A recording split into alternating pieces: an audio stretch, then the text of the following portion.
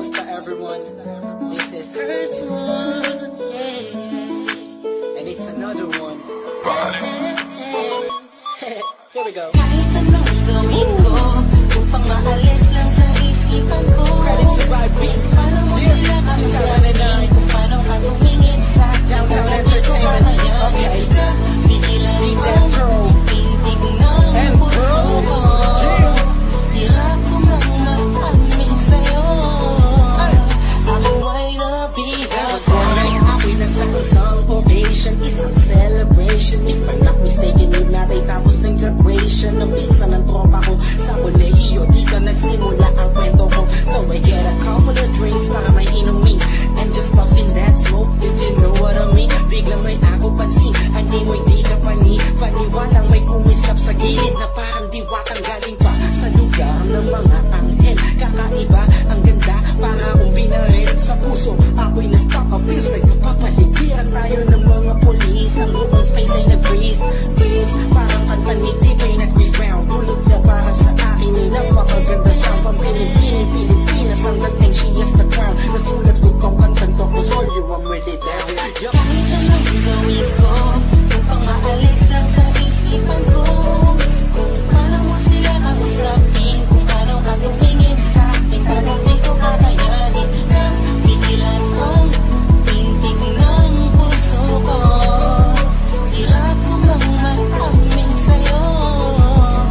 Ako ay nabigat. Dami na mga puntahan ko, mana ko nakakita ko na hugis ng kanyang katawan. Nakakaakit ng mata, malabos sila ng kutis niya. Hindi niyang nakakapagpakupa ng mga talang. Hindi mo binanika na meron palang isang katulad niya. Kilos niya mahiti, makinang like ding-ding. Unang kita pala parang gusto mo na sugod na nasing-sing. Bawat galaw niya, anino yakin sinusundan. Pati paghawi ng kanyang buhok tinitingnan at pinagmamasdan ko siya. Bawat angulo, ang tanong ko, gusto niya rin kaya ako? I don't know, marahil hindi siguradong di ako ang tipo niya. Di kagwapuhan kaya't walang pera at minsan lang pa. Pero wag ka pagkakait, ganito lang ako. Meron akong isang bagay na tsak mapagmamalaki mo na ang lalaking to sinasabihan mang lampa. May kasiguraduhan kang hanggang sa uli mamahalin ka pa siya. Kahit anong gawin ko upang maalis lang sa isipan ko.